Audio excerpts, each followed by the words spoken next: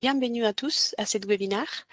Aujourd'hui, nous allons parler de la certification HDS et on sera trois interlocuteurs avec vous. Donc, d'abord, je me présente moi, je suis directrice projet chez Filagile. Il y aura aussi Nico, je te laisse te présenter. Bonjour à tous, Nicolas Louisin, je suis chef de projet ISO 27001 HDS donc chez Filagile. J'accompagne des clients sur des projets de certification ISO 27001 et HDS, le cœur de notre activité aujourd'hui. Et je vous présenterai dans un second temps les éléments de certification pour HDS et tout ce qu'il faut voir avec. Perrine. Bonjour à tous, Perrine Mahé. Je suis juriste et experte RGPD. Voilà. Alors, je présente l'ordre du jour. D'abord, on va commencer pour nous présenter. On va vous dire pourquoi en fait on vous parle des HDS. Finalement, c'est notre métier et on va vous expliquer qu'est-ce qu'on fait. Et ensuite, on va vous présenter quels sont les objectifs de cette webinaire. Ensuite, on va commencer déjà pour les définitions. Donc, définir qu'est-ce que c'est l'HDS, qu'est-ce que c'est une donnée de santé et les processus de certification, pour ensuite rentrer dans les processus finalement de réussite d'un projet de certification HDS. On va le faire pour les clients qui sont déjà certifiés ISO 27001 et pour eux qui ne le sont pas. Et après, on va rentrer dans les détails de toutes les exigences qui sont dans les référentiels HDS. À la fin, vous allez avoir 15 minutes pour pour poser des questions. Nous allons répondre à toutes les questions que vous savez et on va faire une petite conclusion et on va vous présenter les prochains webinaires qui est prévu pour les mois suivants. Alors, qui est Filagile? Donc, Filagile, c'est une société qui est spécialiste dans la cybergouvernance. Nous accompagnons aux clients à l'obtention des différents types de certifications. Nous formons nos clients et nous les sensibilisons à ces certifications, mais aussi à toute la sensibilisation sur la sécurité, cybersécurité de façon générale. Et nous utilisons des solutions innovantes qui nous permettent en fait d'accompagner nos clients de façon agile et gagner du temps dans les processus de certification. Au niveau des types de certifications que nous proposons, donc nous accompagnons nos clients pour l'obtention des certifications ISO 27001, HDS, mais aussi des qualifications plus poussées comme la SEC Cloud, SOC 2, IPA, etc. Et évidemment aussi la partie conformité RGPD qui inclut plus ou moins dans toute cette certification. Et en plus de ça, nous avons des outils qui nous utilisons et qui nous proposons à nos clients. Donc, il y a des outils qui permettent de centraliser les SMSI. Ce sont des outils de GRC. Ensuite, nous avons des solutions pour sensibiliser nos collaborateurs ou tester les collaborateurs et tester l'infrastructure de nos clients. Et finalement, nous avons des e-learning que nous mettons à la disposition de nos clients pour monter en compétences sur les différentes certifications. Ensuite, on va parler de l'objectif de cette webinaire. Nico, je te laisse prendre la main sur cette partie. Ouais, tout à fait. Merci Carla pour la présentation de la société. Alors, on va rebasculer sur les objectifs de ce webinaire suite à cette présentation de ce qu'on pouvait vous proposer en termes d'accompagnement, justement pour réussir votre projet de certification HDS. Donc, le premier objectif de ce webinaire, ça va être de comprendre le périmètre de la norme HDS, ce que ça qualifie. Ça va nous permettre aussi, vous avez peut-être vous de votre côté des questions, peut-être que vous êtes venu vers nous parce que vous voulez savoir notamment si vous êtes concerné, est-ce que ça pourrait impliquer comme travail dans votre société. Donc ce sont des premiers éléments de réponse qu'on va essayer de vous apporter aujourd'hui. J'en profite d'ailleurs pour vous dire de ne pas hésiter à poser vos questions à travers le chat public. On jette un œil dessus et on y répondra d'ailleurs à la fin normalement dans le temps de questions-réponses dont a parlé Carla. Le second élément, ça va être comprendre l'implémentation de la norme HDS et son intégration dans un SMSI ISO 27001. Alors il y en a peut-être pour qui ces termes SMSI ISO 27001, c'est pas très clair, donc on va les repréciser dès maintenant. J'en profite pour vous mettre en parallèle des petits sondages pour savoir un petit peu où vous en êtes vous de votre côté. Vous êtes 36, donc on va essayer de voir un petit peu combien de personnes ont déjà un SMSI en place. Alors j'active. Pour ceux qui ne sauraient pas, déjà vous pouvez mettre non. Et en fait, le SMSI, c'est le système de management de la sécurité de l'information. Alors qu'est-ce que c'est? C'est en quelque sorte un tabouret à 3 pieds qui vous permet de garantir la sécurité de l'information de votre société.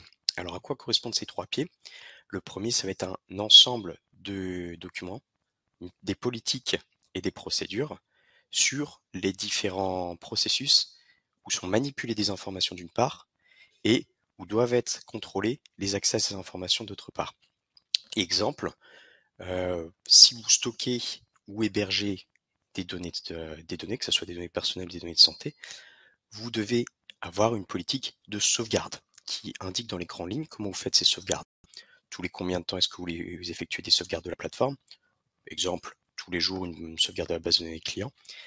Ensuite, combien de temps glissant est-ce que vous gardez ces sauvegardes? Par exemple, une sauvegarde par jour pendant un mois, et ainsi de suite. De ces grandes lignes, cette politique découle des procédures. Par exemple, de mes procédures, ça va être les actions concrètes des opérationnels pour faire appliquer cette politique qui contient les directives de la direction. Ces procédures, ce sont des listes de tâches que vont réaliser les opérationnels. Exemple, une procédure de réalisation de la sauvegarde. Donc, comment faire les sauvegardes? Une procédure de test des sauvegardes. Comment tester l'intégrité, c'est-à-dire le fait que la sauvegarde est complète, et ainsi de suite.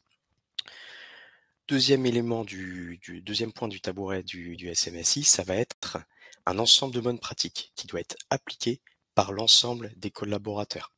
Typiquement, si vous vous absentez pendant ce webinaire pour une quelconque raison, le mieux serait de verrouiller votre écran afin que n'importe qui ne puisse pas se positionner derrière votre écran et venir rechercher des informations sur votre ordinateur d'une part, voire même réaliser des actions dans des plateformes en votre nom. Donc ça, c'est quelque chose qu'on vous rappelle souvent, bien sûr, peut-être, mais c'est une de ces bonnes pratiques. Et troisième pied du tabouret, ça va être un ensemble d'outils et de mesures techniques, typiquement un antivirus sur le poste de travail, des pare-feux sur vos serveurs, un VPN pour se connecter de manière sécurisée à vos serveurs. Donc un ensemble d'outils qui vont être mis en place pour vous protéger d'un acteur malveillant. Donc voilà les 3 éléments. Alors je regarde un petit peu, avez-vous déjà un SMSI en place? On a 11 personnes qui ont voté non, 5 personnes qui ont voté oui, beaucoup qui s'abstiennent. Eh bien, donc grosso modo, il y a beaucoup qui n'ont pas de SMSI en place. Donc c'est intéressant, parce que ça nous amène au deuxième point, êtes-vous certifié ISO 27001? J'en déduis qu'il y a au moins 11 personnes qui ne le sont pas. Un des prérequis de la certification HDS, c'est la certification ISO 27001. Sans certification et sans certificat ISO 27001 d'ailleurs, vous ne pouvez pas prétendre avoir la certification HDS. Cette certification ISO 27001, on va en reparler un petit peu par la suite. Mais c'est en gros une norme de sécurité de l'information, un ensemble de bonnes pratiques pour vous aider à mettre en place une organisation, qui est le SMSI, qui vous permet de garantir au maximum la sécurité de l'information en réduisant les risques qui peuvent impacter ces informations. Alors, la raison d'être de l'HDS, on la voit aujourd'hui. Je pense qu'il suffit de regarder, d'allumer les chaînes d'information ou de se connecter sur le site d'information que vous souhaitez pour s'en apercevoir. L'actualité récente étant la cyberattaque contre l'hôpital de l'Essonne, de Corbeil-Essonnes. Vous avez dû voir qu'il y a une semaine à peu près, l'hôpital de Corbeil-Essonnes a été touché par une cyberattaque. Un ensemble de données a été crypté. Aujourd'hui, l'ensemble du personnel de l'hôpital ne peut pas accéder à ces données. Ils sont repartis à l'âge de pierre, enfin ou plus exactement à l'âge du papier et du crayon, pour faire fonctionner l'hôpital.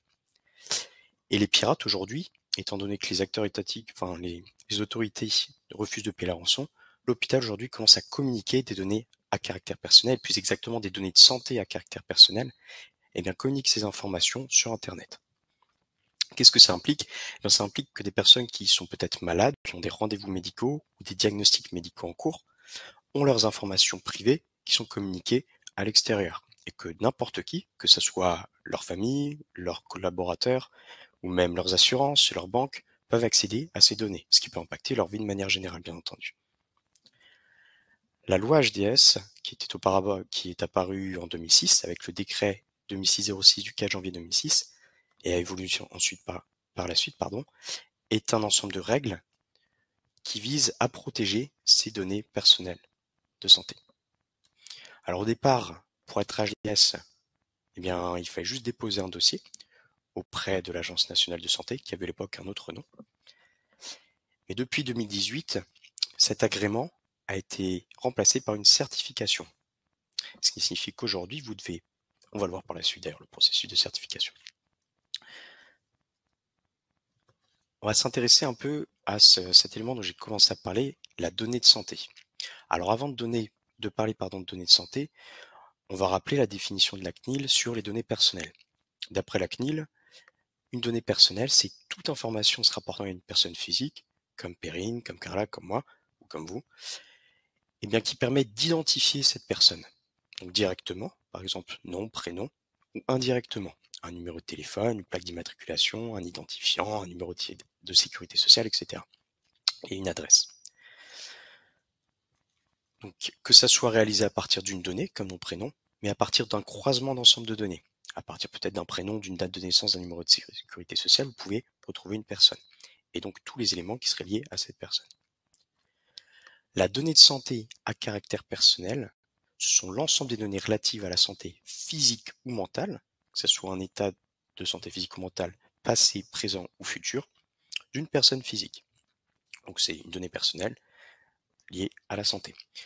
On a trois grands types de données de santé à caractère personnel. D'abord, ce sont les informations relatives à la personne physique, avec des données concrètes. Donc, comme le numéro de sécurité sociale et tout type d'identifiants ou d'informations qui peuvent nous permettre d'identifier cette personne. Ensuite, le second grand ensemble, ce sont les informations concernant les maladies. Exemple, des résultats de prise de sang, des résultats de tests de tout type d'infection, des diagnostics médicaux, des traitements cliniques, des états physiologiques, des états biomédicaux, des radios et ainsi de suite. Ensuite, des informations obtenues lors d'un test, quel qu'il soit. Donc tous ces éléments-là sont définis comme étant des données de santé à caractère personnel. Le premier prérequis de votre projet, c'est d'identifier si vous manipulez des données de santé à caractère personnel et de les identifier. Alors, la loi HDS a deux objectifs. Le premier objectif, c'est de renforcer la protection de ces DSCP afin de s'assurer qu'il n'y ait pas de fuite de ces DSCP vers des acteurs malveillants. Le second objectif, en parallèle, c'est de construire un environnement de confiance autour de tout ce qu'on appelle aujourd'hui l'e-santé et le suivi des patients. Depuis 2006, eh bien, l'informatique a de plus en plus d'importance, comme dans tous les secteurs de métier bien sûr, mais dans le secteur de la santé, que ça soit pour récupérer des informations, des diagnostics, et que les médecins se transfèrent des informations entre eux, mais également pour les actions de consultation. Par exemple, réaliser de la téléconsultation via des bornes ou des applications, utiliser les services de remboursement, par carte vitale par exemple, réaliser de la prise de rendez-vous, avec typiquement un prestataire que je ne vais pas nommer aujourd'hui, mais que tout le monde connaît, qui a beaucoup servi pendant la campagne de vaccination, le suivi des traitements médicaux, et ainsi de suite. L'Agence nationale de la santé crée aujourd'hui un système, ce qu'on appelle l'e-santé, donc un écosystème, avec ces ensembles d'acteurs et de prestataires qui peuvent intervenir sur ces différents sujets, téléconsultation, remboursement, etc. Mais pour s'assurer que ces prestataires ont les prérequis de manipuler des données de santé, des prérequis en termes de sécurité de l'information, j'entends, elle a décidé de faire passer à ses prestataires le certificat HDS. Et il est aujourd'hui indispensable d'avoir la certification HDS pour être une société reconnue et travailler dans le domaine de l'e-santé en manipulant ces données-là. Ça vous donne de plus un avantage concurrentiel par rapport à d'autres concurrents. Donc l'enjeu principal, c'est la protection des DSCP, on l'a dit, données de santé à caractère personnel, tout le cycle de vie, que ce soit de la récupération de l'information jusqu'à la suppression de cette information, en passant par le traitement et puis la restitution, le cas échéant, si la personne qui est identifiée exerce son droit de retrait, donc d'anonymisation de l'information, de suppression par exemple. Et on a ensuite un ensemble d'exigences sur lesquelles s'appuie l'HDS, notamment l'ISO 27001 et une autre norme, l'ISO 20000 qu'on va voir. Les exigences contractuelles, il y a beaucoup d'éléments liés aux accords avec les fournisseurs et les clients, et des exigences juridiques, notamment celle de la CNIL. Alors, êtes-vous concerné? C'est sûrement une des principales questions qui vous amène aujourd'hui. Je vais l'évoquer maintenant et ensuite on pourra aller encore plus loin donc dans la phase de questions-réponses.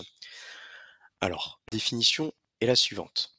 Quand on prend le code de santé publique, toute personne physique ou morale qui héberge des données de santé à caractère personnel recueillies à l'occasion d'activités de prévention, de diagnostic, de soins ou de suivi médico-social pour le compte de personnes physiques ou morales à l'origine de la production ou du recueil de ces données ou pour le compte du patient lui-même doit être agréée ou certifiée à cet effet.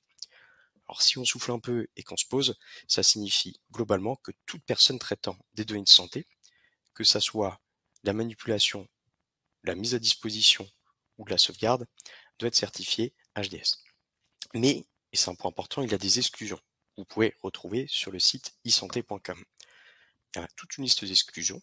Donc si vous en faites partie, vous êtes exclu de cet élément-là. Vous n'avez pas besoin d'être certifié HDS. On vous invite à la consulter. Sont notamment exclus les services d'archivage informatique ou encore les établissements de santé qui gèrent leur propre système d'information de santé et qui n'ont pas la nécessité d'être certifiés HDS. Par exemple, les hôpitaux ou les médecins généralistes qui hébergent leurs données directement chez eux. Comment se passe le cycle de certification avant d'entrer dans le projet en lui-même?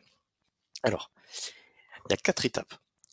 La première étape, c'est que l'hébergeur, alors quand on parle de l'hébergeur, on parle grosso modo de vous, donc l'hébergeur, que ce soit un infogérant ou un hébergeur d'infrastructure physique. Si vous souhaitez être certifié HDS, vous devez déjà avoir votre certificat ISO 27001, qui inclut les activités d'hébergement concernées. Ensuite, première étape, vous effectuez une demande de certification auprès d'un organisme de certification. Ce sont des entreprises qui sont agréées par l'ANS pour effectuer des audits de certification HDS. Seconde étape, l'audit documentaire. L'organisme de certification effectue une étude préliminaire d'un certain nombre de documents qui vont vous demander de leur envoyer et valide un audit sur site. Quelques temps après, quelques semaines après, il y a l'audit de l'audit sur site avec la venue d'un auditeur HDS qui va auditer un certain nombre d'exigences HDS qu'on va voir aussi par la suite. Enfin, comme vous aurez bien travaillé, l'organisme de certification délivre le certificat de conformité qui est valable 3 ans. Il est à noter d'ailleurs que l'hébergeur, donc vous, disposez de 3 mois après la fin de l'audit sur site pour corriger les éventuelles non-conformités majeures et faire auditer les corrections afin d'obtenir le certificat. Si jamais vous avez un certain nombre de non-conformités majeures, c'est-à-dire bloquantes, qui sont relevées pendant l'audit. Passé ce délai, la procédure d'audit sera de nouveau réalisée au point de départ pour commencer. Alors, les activités soumises à la certification, ça c'est un point important. C'est un point très important puisque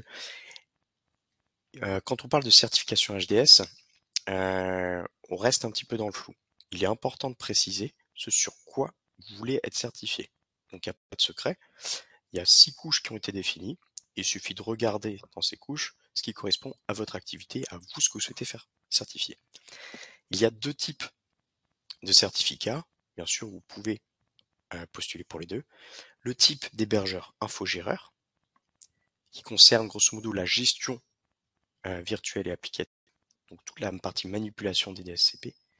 Et il y a la partie hébergeur d'infrastructure physique, qui concerne, elle, l'hébergement des DSCP, donc les locaux, le matériel, le réseau interne. Je vous propose de parcourir ces couches petit à petit. Si on commence sur hébergeur d'infrastructure physique, on va aller du 1 au 6, ce qui paraît devrait être logique. Première couche, mise à disposition. Donc, l'hébergeur d'infrastructure physique, je le rappelle, c'est tout ce qui concerne l'hébergement des données de santé à caractère personnel, DSCP, locaux, matériel, réseau. Première couche, mise à disposition ou maintien en condition opérationnelle de locaux permettant d'héberger l'infrastructure matérielle du système d'information de santé. C'est-à-dire, si vous faites de la mise à disposition de data center, grosso modo. Ensuite, seconde couche, mise à disposition ou maintien en condition opérationnelle de l'infrastructure matérielle du système d'information de santé. C'est si dans ces data centers, vous mettez à disposition un certain nombre de machines et vous assurez la maintenance de celles-ci, donc des serveurs et des réseaux dédiés. Vous effectuez le cloisonnement des machines, etc. On passe ensuite sur les 4 couches hébergeurs infogéreurs, donc ce qui concerne la gestion de l'application, donc l'infrastructure virtuelle, l'OS, tout ce qui est middleware, l'applicatif et puis la gestion des sauvegardes. Partie 3, mise à disposition ou maintien en condition opérationnelle de locaux permettant d'héberger l'infrastructure matérielle du système d'information de santé. C'est si vous faites de la mise à disposition de systèmes d'exploitation, donc de l'OS, et du middleware, donc de bases de données, si vous effectuez la partie infogestion des bases de données et le serveur web. Couche 4, mise à disposition ou maintien en condition opérationnelle de l'infrastructure matérielle du système d'information de santé. Donc, si vous faites la mise à disposition de l'infrastructure virtuelle et des machines virtuelles. Donc là, voilà, si vous mettez en place les Docker, les différentes VM sur le système, etc. On a ensuite la couche 5, mise à disposition ou maintien en condition opérationnelle de locaux permettant d'héberger l'infrastructure matérielle du système d'information de santé. Excusez-moi, mais je crois qu'il y a une petite coquille sur ce graphique. La couche 5, c'est pas ça. La couche 5, c'est l'infogérance d'applications traitant des données de santé à caractère personnel. Et la couche 6, c'est la gestion de sauvegarde externalisée. Donc très important aussi. Alors, j'ai une deuxième question, c'est donc le SMSI en place, on en a parlé, on a eu notre réponse. Ça nous a permis de... Donc, on va faire un rappel sur ce qu'est la norme ISO 27001, qui est prérequis de la norme HDS. Donc, pour avoir votre certificat HDS, vous devez avoir un certificat ISO 27001. Donc, on a parlé tout à l'heure du système de management de la sécurité de l'information que vous devez mettre en place, ensemble de mesures techniques ainsi que de bonnes pratiques auprès des collaborateurs ainsi que de l'ensemble de la société, ainsi également que de documents avec des politiques qui sont les directives de la direction sur un certain nombre de sujets, politique de gestion des accès, politique de gestion des sauvegardes, politique de journalisation des informations, desquelles découlent des procédures qui sont la liste de tâches ou d'éléments que doivent réaliser les opérationnels. La norme ISO 27001, quel est son objectif? C'est d'identifier l'ensemble des risques qui peuvent impacter les données et donc également les données de santé à caractère personnel que vous gérez, qui peuvent vous impacter et toucher leur disponibilité, et les rendre indisponibles, leur intégrité, c'est-à-dire les falsifier, les rendre erronés, et puis leur confidentialité, c'est-à-dire des risques qui pourraient entraîner la divulgation de données de santé à caractère personnel. Référence par exemple à l'histoire de Corbeil-Essonnes, de l'hôpital. La norme ISO 27001 vous permet d'analyser ces risques. En parallèle, vous définissez avec la direction un niveau de risque résiduel. Vous proposez des traitements pour faire passer tous les risques évalués comme étant supérieurs à ce niveau de risque résiduel en dessous. Donc des traitements qui peuvent être des contrôles, qui peuvent être des outils techniques comme les antivirus, ainsi de suite. Et ensuite, vous appliquez ces traitements pour s'assurer que tous les risques identifiés sont jugés acceptables par les dirigeants. Donc, un certain nombre de documents importants comme l'analyse des risques que j'évoquais, ainsi que l'annexe A de la norme ISO 27001 qui est un ensemble de mesures à appliquer pour traiter ces différents risques. À partir de cette norme ISO 27001 et de ces risques qui ont été analysés, on applique une surcouche qui est la couche HDS. Cette couche HDS, c'est les exigences de HDS, elles peuvent être réparties en 4 grandes thématiques.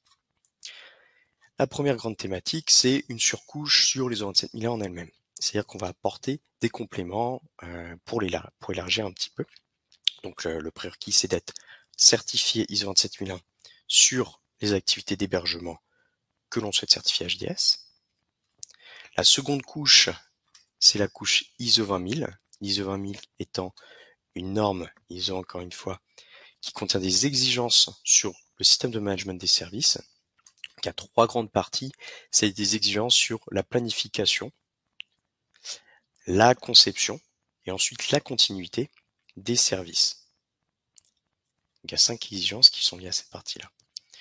Vous avez ensuite la protection des DSCP, des données de santé à caractère personnel, qui est le cœur, comme on le disait depuis le début, de la norme HDS, avec 25 exigences, donc sur des aspects plutôt RGPD, plutôt traitement des données. Et enfin, on a un certain nombre d'exigences complémentaires qui concernent un petit peu, on va dire, un fourre-tout avec des éléments, des exigences sur les audits, sur les responsabilités des différentes personnes, etc. Alors, je vous propose de rentrer un petit peu dans le détail de ces 4 parties pour vous donner un petit peu plus d'informations là-dessus. Alors, au niveau des 5 exigences ISO 27001, donc là, ça s'adresse plus, c'est vrai, sur cette partie-là, à ceux qui ont déjà un système ISO 27001, mais c'est intéressant pour tout le monde. Je vais faire des rappels. Être certifié ISO 27001, donc vous demandez d'être certifié ISO 27001. que le domaine d'application. Le domaine d'application, c'est le périmètre de certification. Donc, les périmètres géographiques, en termes d'équipe et en termes d'activités, de produits que vous certifiez, bien, il doit inclure les activités HDS. On doit avoir inclus au moins un risque dans l'analyse des risques liés à la perte, le vol, la corruption ou la fuite de données de santé à caractère personnel, qui est le principal risque duquel on souhaite se protéger avec la couche HDS. On doit ajouter l'ensemble des exigences HDS à la déclaration d'applicabilité. La déclaration d'applicabilité qui est la liste des mesures, donc ISO 27001 et HDS, que vous appliquez pour vous protéger des différents risques identifiés juste au-dessus. Des exigences sur la gestion des sauvegardes, si vous effectuez de l'externalisation de sauvegarde, et des exigences sur les audits du système d'information. Donc bien inclure dans vos contrats, parce que vous avez le devoir de permettre à vos clients, s'ils le souhaitent, d'auditer les dispositions que vous avez mises en place pour protéger leurs données. Donc indiquer comment vous encadrez ça, pour éviter que la société casseur.io fasse son pentest, son test d'intrusion sur votre plateforme en tant que client, et en fait vienne tout casser, ou accède à des données confidentielles d'autres sociétés. Donc c'est encadrer ce test d'intrusion. Ensuite, la deuxième grande partie, c'est l'ISO 20000, la gestion de services IT. On a 5 exigences sur la planification, la conception et la gestion de continuité des services. Donc là, on est plus sur des exigences de gestion de projet, gestion des changements. Donc ça tombe bien, dans l'ISO 27001, il y a toute une partie qui est consacrée à la gestion des changements. Ici, la grande problématique de ces 5 exigences, c'est de vous assurer que si vous faites évoluer votre plateforme, par exemple, moi, si je suis éditeur de logiciel, d'un logiciel qui permet de faire, d'une application qui permet de faire des téléconsultations à distance, et que je vais ajouter une fonction sur mon application de paiement de cette consultation à distance, eh bien, je vais devoir faire un certain nombre d'analyses pour vérifier que cette évolution ne va pas entraîner des nouvelles failles et donc des nouveaux risques sur les données de santé que je stocke. Donc, pour pas partir n'importe comment, entre guillemets. Donc, ce sont des bonnes pratiques que vous appliquez sûrement déjà, mais la norme HDS vous demande juste de bien tout formaliser, de bien tout noter sur différents documents, des fiches, des points de suivi, que ça soit revu et validé en réunion de projet, afin de s'assurer qu'on n'oublie rien, grosso modo. Donc, il y a 3 thématiques. La planification nouveau de service, durant laquelle vous devez identifier les exigences et les parties intéressées de ce nouveau service, donc de ma nouvelle fonctionnalité de paiement de la consultation à distance, par exemple. Documenter cette planification, que ce soit en termes de finances, ce changement, ce développement, en termes de finances, en termes d'organisation, le calendrier, les éventuels risques liés à cette nouvelle fonctionnalité, les dépendances que je vais avoir si je fais appel à des prestataires pour la mettre en place, et puis un plan de test pour tester que tout fonctionne bien. Éventuellement, on peut en rajouter un processus de mise en retrait si jamais il y a un problème. Donc ça, vous pouvez faire une petite fiche par exemple, ou un ticket Jira pour ceux qui connaissent, sans citer personne, que vous notez toutes ces informations et vous avez éventuellement une validation de votre dirigeant. Donc concrètement, on complète la politique de gestion des changements de SMSI. Deuxième grande partie, conception et implémentation des nouveaux services. On va agir maintenant qu'on a planifié le tout. Planifier les exigences et les parties intéressées, ça c'est fait. On a tout documenté et on va bien ajouter une étape détaillant la répartition des rôles et des responsabilités des services et des fournisseurs. Enfin, troisième grande partie, assure la continuité de service et la gestion de la disponibilité. Un plan de capacité RH est en place. On doit mettre pour s'assurer qu'on assure bien toutes les fonctions pour mettre en place donc ce qu'on a prévu au préalable. Dimensionner également la capacité technique et la suivre, donc avoir des outils de monitoring qui permettent de récupérer les informations, et avoir son plan de reprise d'activité qui est à jour en cas de rupture de l'activité, tout simplement. Donc voilà pour la partie ISO 20000. On passe maintenant aux exigences relatives à la protection de données de santé à caractère personnel en elle-même. Donc il y a un certain nombre d'exigences, 25 on l'a dit, j'essaie de les survoler sans entrer trop dans les détails, mais on a des éléments liés à la finalité, traitement de données, donc ceux qui connaissent un petit peu RGPD, ça va vous parler. Donc on va vous demander d'établir un registre de traitement des données de santé à caractère personnel, donc indiquer ce que vous récupérez comme données et à quelle fin. Et vous devez vous engager d'ailleurs en parallèle à ne pas les utiliser à des fins publicitaires ou commerciales. On va avoir des éléments de communication également. Vous devez rédiger une politique de traitement des données, incluant la période de rétention de chacune de ces données temporaires qui pourraient être récupérées, ou alors données de santé à caractère personnel que vous devez stocker. Notifier la communication de DSCP.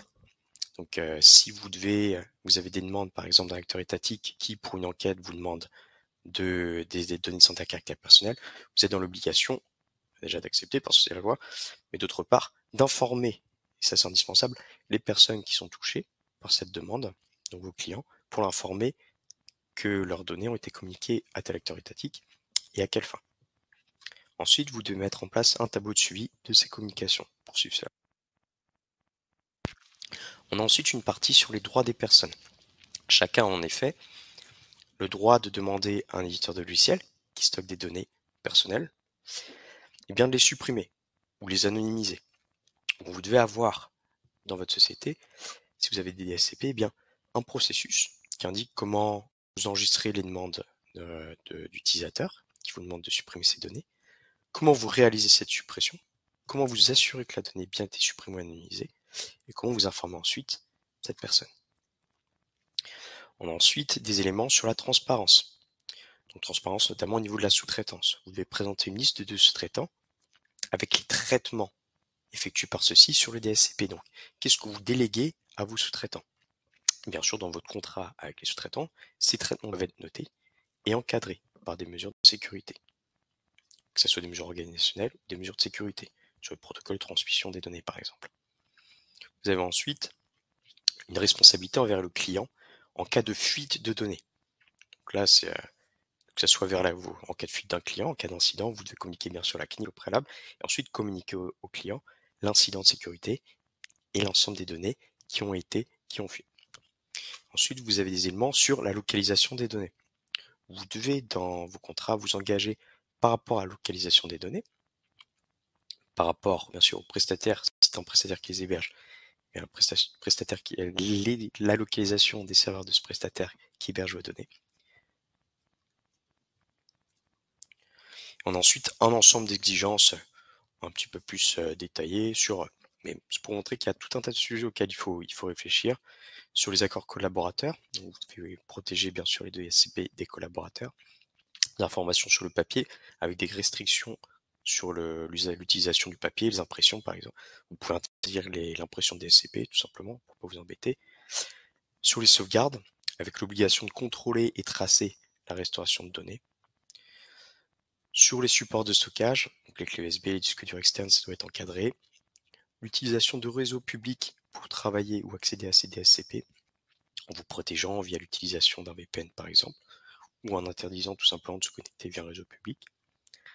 Sur les accès utilisateurs, avec des comptes nominatifs qui doivent être mis en place absolument sur tous les accès, notamment administrateurs, pour les administrateurs qui ont besoin d'accéder aux données, donc afin que toutes les actions soient nominatives, qu'on soit capable de tracer qui a fait quoi, avec une dimension bien sûr de journalisation. On doit être capable de tracer qui a créé, modifié, supprimé des éléments en base de données. Une dimension RGPD qui est très importante, avec le registre de traitement avec le registre de finalité des traitements de données, des informations sur la sous-traitance qui sont très importantes, avec des clauses contractuelles qui doivent contenir les exigences de traitement des DSCP et des exigences sur la localisation, comme on l'a dit. Excusez-moi. On a enfin des exigences relatives à la protection des données de santé à caractère personnel. De manière générale, pour continuer, donc des éléments sur les notifications. Donc informer le client de toute atteinte à la sécurité des données, on l'a dit. Sur les registres qui doivent être mis en œuvre pour enregistrer les notifications de violation de données et un délai de notification inférieur à 48-72 heures. On a enfin une période de conservation de chaque type de données qui doit être définie et appliquée bien sûr.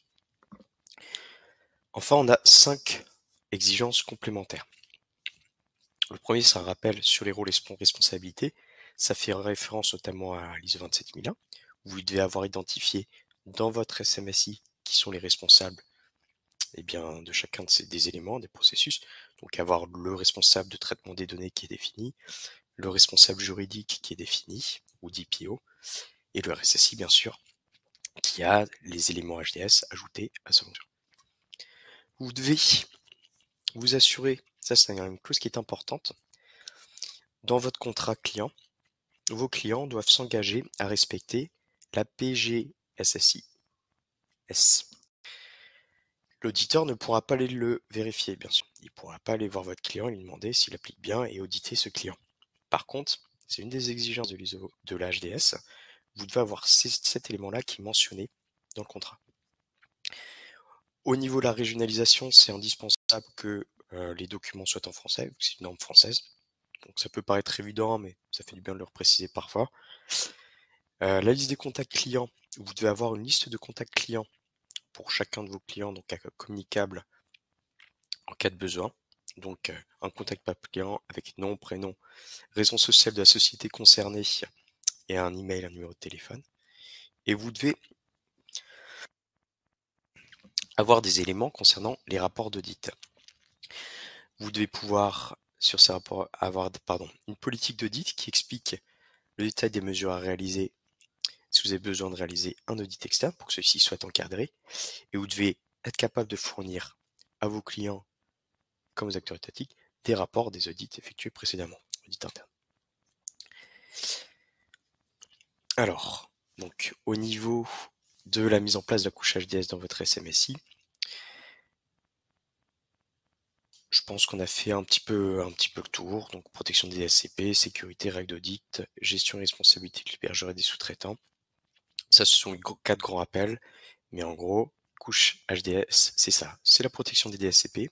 C'est des mesures de sécurité complémentaires sur les transferts de DSCP et les sauvegardes des DSCP. Ce sont des règles d'audit un petit peu plus importantes. Et c'est un rappel sur la gestion et la responsabilité de votre société et de vos sous-traitants surtout. Et sur les exigences qu'on a vues, il y en a beaucoup qui concernent les sous-traitants, vous vous êtes peut-être rendu compte. Que ce soit les contrats qui encadrent la manipulation et les transferts de DSCP, ou que ça soit vous, le suivi de ces fournisseurs. Alors, comment mettre en application ce qu'on a vu? On souffle un peu, on a vu un petit peu l'ensemble des exigences. On va regarder un petit peu comment est-ce qu'on le fait concrètement, comment on mène le projet. Alors, si vous avez déjà votre SMSI qui est en place, donc votre ensemble de documents, votre ensemble d'outils techniques, votre ensemble de bonnes pratiques, on va pas réinventer la roue, hein. On va simplement ajouter une couche de chaîne sur le pneu et on va donc reprendre chacun des éléments. Sur le domaine d'application, par exemple, on va reprendre le domaine d'application ISO 27001, on va ajouter les activités HDS concernées. On fera une passe sur les activités HDS à la fin, c'est important d'ailleurs. Ensuite, on va reprendre l'analyse des risques et on va vérifier la présence d'un risque sur la DSCP. On l'a dit tout à l'heure, en fait, on applique simplement. Et la déclaration d'applicabilité, on les complète avec les 39 mesures de la norme HDS. Ici, dans Rédiger appliquer, là et là, gestion des documents et Rédiger appliquer, on a synthétisé grosso modo, l'ensemble des documents à réaliser pour appliquer les 39 exigences qu'on vient de voir. Donc il y a modifier certains documents, la politique de sécurité de l'information, la politique de gestion des changements, et puis améliorer les processus existants et ajouter les contrôles nécessaires pour vérifier l'application des modifications qu'on a fait. Et puis vous avez un certain nombre d'éléments à rédiger. Donc la politique, les règles de protection des données de santé à caractère personnel, le registre de traitement des données, avec la finalité de traitement de chacune des données, la déclaration des sous-traitants et les traitements de DSCP délégués à ceux-ci, une procédure de gestion des demandes des droits des personnes, quand elle veut supprimer ou vous demande de supprimer quelque chose, et ensuite une politique et procédure de gestion des changements de service, si jamais elle n'a pas encore été rédigée. Sinon, on l'intègre au SMSI, c'est-à-dire qu'on va faire notre projet de mise en place de la couche HDS en même temps que le projet de mise en place du SMSI ISO 27001. Là, je vous ai mis un beau schéma sur lequel on pourrait passer 15 minutes, on n'a pas forcément le temps. Donc, c'est juste pour vous rappeler que si vous mettez démarrer un projet ISO 27001, je vous invite à avoir regardé d'ailleurs un autre de nos webinaires qu'on a fait il y a 2 mois, je crois, sur mise en place d'un projet ISO 27001. Mais grosso modo, pour mettre en place un SMSI ISO 27001, il faut l'appui de la direction qui donne les directives.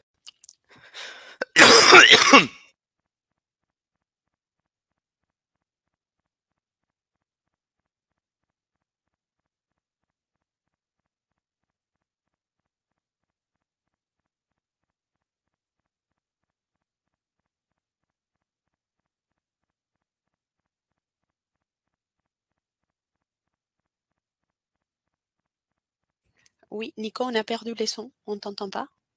Allô, vous m'entendez mieux? Là, c'est bon, oui. Super. J'étais en train de dire qu'il y a 6 étapes chez Filagil dans le projet de mise en place du système de management de la sécurité de l'information. Le premier, c'est la mise en place du domaine d'application, avec l'identification des données de santé à caractère personnel en plus. On aura les activités, les sites, les équipes, les logiciels que vous utilisez, qui seront compris dans ce périmètre, en ajoutant les éléments qu'on a évoqués. L'enjeu et parties intéressées liées au DSCP. Ça, c'est le premier mois. Après ce deuxième mois, on fait l'analyse des risques, avec un point particulier sur les risques des DSCP. Ça, c'est le deuxième mois. À partir de cette analyse des risques, on fait la déclaration d'applicabilité. On prend toutes les mesures que nous propose la norme et on voit si elles nous permettent de réduire certains risques. On inclut dans cette déclaration d'applicabilité les 39 exigences HDS, en plus des 114 ISO 27001. Au bout de 3 mois, on aura donc un plan d'action qui contiendra tous les documents à rédiger, tous les outils à mettre en place et tous les bons réflexes à avoir pour mettre en place ce SMSI. Donc ce sera la partie gestion de projet qui sera la quatrième étape. On rédigera l'ensemble des éléments qu'on a vu tout à l'heure. À l'issue de cette phase-là, quand on se jugera prêt, on passera à la préparation de la certification. Donc on fera une revue sur l'ensemble des éléments, on s'assurera d'avoir tous les éléments pour la certification. On s'assurera de faire passer, d'avoir des preuves sur l'ensemble des contrôles, de revoir l'ensemble des éléments pour s'assurer qu'ils soient à jour. On se préparera également à lire un plan d'audit, à répondre à l'auditeur, donc de la formation là-dessus, avant donc de passer un audit interne. C'est un audit effectué par un autre consultant Filagil pour relever les écarts éventuels qui resteraient entre le SMSI en place et les exigences de la norme. Et ensuite, on passera à la certification. Voilà pour la présentation. Je vous propose de passer la main maintenant à Perrine et Carla pour les questions qu'on nous pose le plus souvent. Très bien. Merci Nico. Alors, au niveau des questions, la première question que je vois là, c'est des Franck. Bonjour, c'est l'hébergeur qui doit être ISO 27001, j'imagine. En tant qu'éditeur de logiciel, utilisant des serveurs fournis par un hébergeur, dois-je être également ISO 27001? Alors, la réponse aujourd'hui, c'est oui. C'est vrai il y a beaucoup des questions qui se sont posées sur l'activité numéro 5. Il y a une version qui est en cours de préparation, c'est la version 2 des HDS, dans laquelle l'idée, c'est de donner des explications pour répondre à toutes les questions qui ont été posées autour des éditeurs de logiciels. Et il faut comprendre que finalement, la HDS et la loi RGPD sont là pour protéger finalement les données de santé. Et vous, en tant qu'éditeur de logiciel, vous avez une responsabilité qui est importante parce que voilà, finalement, c'est vous qui gérez l'authentification dans l'application que vous mettez à disposition de vos clients. C'est vous qui récoltez les données et vous avez, on va dire, des responsabilités importantes. Donc, tant que la version 2 ne soit pas sortie, et pour le moment et aujourd'hui, oui, vous avez l'obligation d'être certifié HCS si vous gérez les données de santé dans votre application. La question suivante, c'est est-ce qu'un fichier de séquençage de toute ou partie du génome d'une personne anonymisée est un DSCP? Perrine, je te laisse répondre à cette question. Oui, alors en fait, la difficulté avec les séquençages de génome, à savoir que c'est de la donnée génétique et que du coup, il s'avère que en fait, elle est rarement totalement anonymisée et donc elle permet indirectement d'identifier les personnes. Donc ça reste de la donnée de santé à caractère personnel et en plus la donnée génétique a elle-même un régime propre. Donc voilà. Après, Didier, il complète pour dire que même si c'est auto-hébergé, oui, parce que finalement, ces données-là, ça dépend, parce que j'imagine que ça dépend, il faut savoir comment il s'agit, parce que je ne sais pas si c'est vous-même qui récoltez la donnée et c'est vous-même qui l'hébergez et ce sont les données de vos patients directement. Ou si vous êtes un intermédiaire entre les médicaux et, on va dire les patients ou la personne qui appartient à ces données de santé. Donc, si c'est pas vous directement les médicaux qui récoltent et qui stockent ces données-là, et oui, en effet, vous devez être certifié HCS.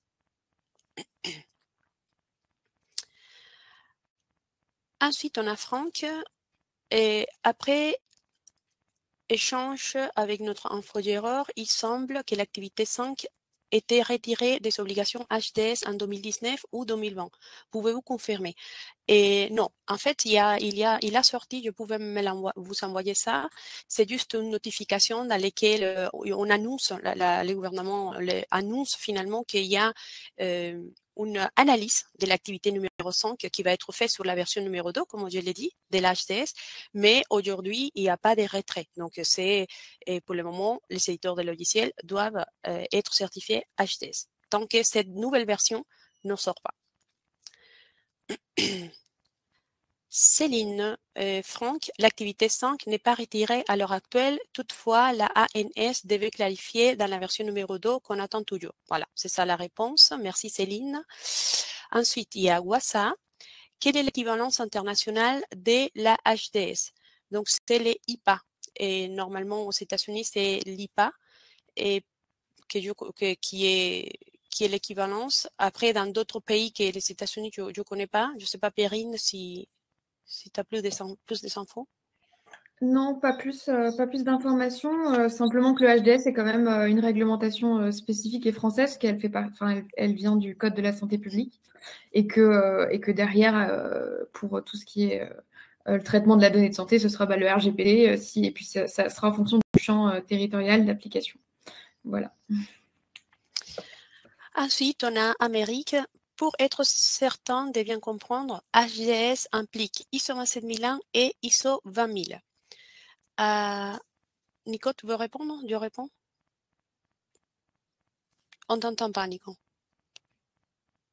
Allô, ouais, merci. En fait, l'HDS demande une certification ISO 27001 mais contient ensuite dans ses exigences 5 exigences liées et inspirées de l'ISO 20000. Mais c'est tout. Il n'y a pas besoin de. D'ailleurs, l'ISO 20000 n'est pas une. Non, voilà. Mais pas l'ensemble de l'ISO 20000. Juste 5 exigences qui sont listées dans HDS. C'est ça. Ensuite, il y a Franck. La gestion du registre de traitement n'est-elle pas du ressort du client final qui maîtrise la finalité des traitements plutôt que de l'hébergeur ou de l'éditeur? Perrine, je te laisse répondre. Alors, le client final qui sera, donc, s'il est responsable de traitement, aura son propre registre. Néanmoins, le sous-traitant doit aussi tenir son propre registre de traitement pour les traitements qu'il opère. Et donc, ils ne seront pas les mêmes que le responsable, puisque c'est lui, par exemple, qui dispose des données de santé, mais que vous serez, par exemple, soit hébergeur, soit vous allez faire la maintenance. Donc, il faut quand même prévoir votre registre. Voilà. Franck, l'hébergeur et l'éditeur n'ont comme office de traitement dans leur registre que la fourniture de services ou la mise à disposition d'une solution informatique, me semble-t-il. Bon, ça répond à la question? Ah oui. Oui, en fait, pour répondre là à cette question-là, donc juste pour compléter, en fait, on a deux registres des traitements. Il y a les registres de traitement internes, ce sont les données que vous gérez en interne pour quand vous récoltez les données de vos collaborateurs, de vos fournisseurs, etc. Et ensuite, vous savez, les registres de traitement qui est en tant que sous-traitant. Ce sont les données que finalement vous traitez, mais que c'est pas vous qui les récoltez. C'est plutôt votre client qui le récollecte. Et ça, c'est un autre registre que vous deviez avoir. C'est les cas des éditeurs logiciels, notamment. Des éditeurs logiciels. Et d'hébergeurs, toute société qui gère des données personnelles, pas uniquement que des santé.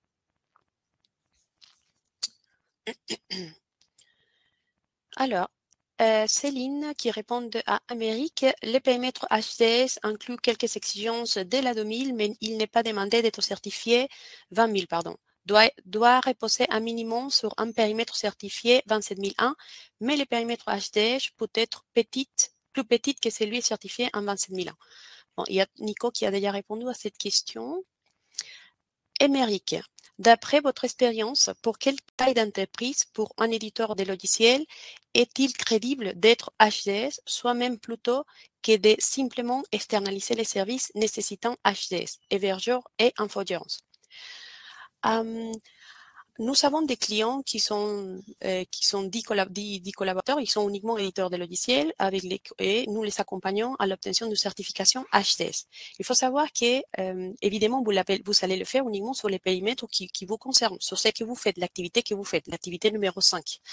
Mais c'est tout à fait possible de passer des certifications ISO 27001 et HTS pour des sociétés de petite taille. Nous, on accompagne des sociétés des 3 collaborateurs jusqu'à des sociétés de grande taille à l'obtention des certifications ISO 27001 et HTS. Évidemment, on le fait en prenant en compte la taille, l'organisation, les métiers.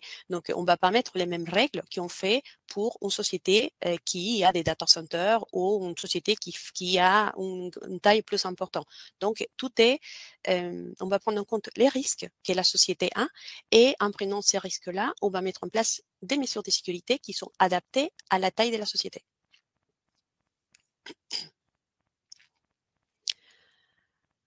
Ensuite, il y a Céline.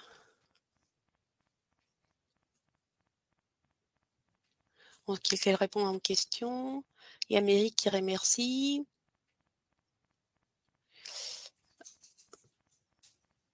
On t'entend pas, Nicolas. J'en profite pendant ce temps-là pour mettre le lien vers notre chaîne YouTube, avec notamment les webinars sur la ISO 27001 qu'on a fait précédemment, s'il y en a qui veulent avoir un petit aperçu également. Et également le lien vers le prochain webinar que vous avez ci-dessus. Voilà, si vous voulez plus d'informations sur un des 3 piliers qu'on a évoqués, qui est la sensibilisation des collaborateurs. On vous le met ici. Alors, il y a encore des questions. Il y a celle-ci qui me semble intéressante, celle des Xavier. Dans les cas d'un hébergeur infogéreur, nous ne connaissons pas les applications que nos clients hébergent sur nos serveurs et donc encore moins les données de santé hébergées et leur finalité. Comment on traite cela dans les cadres de registre des traitements?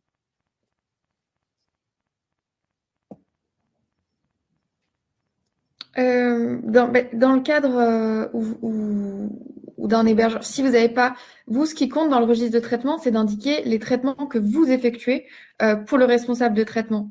Ça signifie que vous mettez les informations que vous avez et dans quel cadre vous pourrez accéder à ces données. Et bien sûr, de toute façon, vous travaillez forcément en lien avec le responsable de traitement pour savoir notamment le type de données traitées et qui devront être ajoutées dans votre fiche de registre. Je ne sais pas si ça peut éclaircir.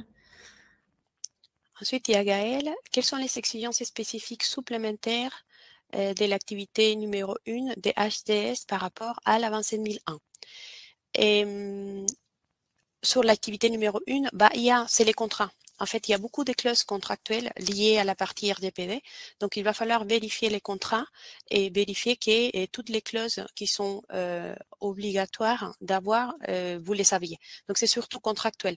Après, comme ça, je vois pas d'autres exigences. Il y a peut-être les contrôles d'accès, que vous devez avoir des comptes nominatifs.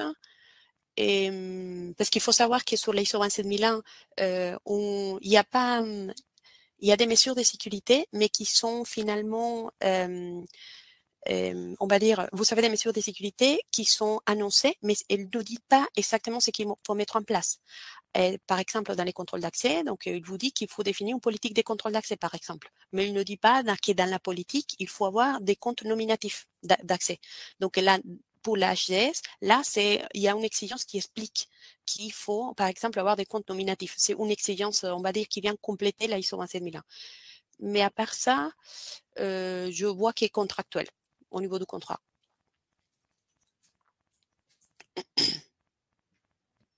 On t'écoute pas, Nico. J'ai un peu de mal avec le micro, excusez-moi. Je disais que j'ajoutais une petite animation pour qu'on regarde encore les questions. Si vous pouvez nous indiquer où vous en êtes de votre démarche, de votre titre personnel, voilà, pour qu'on sache un petit peu qui nous écoutait aujourd'hui. Voilà, savoir si vous réfléchissez à vous certifier actuellement. Si oui, pourquoi? Vous pouvez en parler dans le chat aussi. Si c'est en cours, si HDS est implanté, déjà implanté chez vous, c'est peut-être le cas. N'hésitez pas à nous l'indiquer. Alors Didier, pour répondre à votre question, oui, le webinaire il va être disponible en replay dans notre chaîne YouTube. Donc tous les webinaires qu'on fait sont après disponibles dans notre chaîne. Je pense qu'on a répondu à toutes les questions. Merci beaucoup pour être avec nous aujourd'hui. Ah, il y a Gaël qui a une bonne dernière question. Les 39 mesures complémentaires se trouvent dans les documents référentiels des certifications HDS, concertation, exigence et contrôle que l'on trouve sur les sites. On t'entend pas, Nikongo. Après, nous, de notre côté, on a des tableaux un peu mieux présentés, si vous voulez. N'hésitez pas à nous contacter pour qu'on vous les transmette, les tableaux d'exigence, qui sont un peu plus exploitables que ce qu'on a sur ce qu'on peut trouver sur Internet.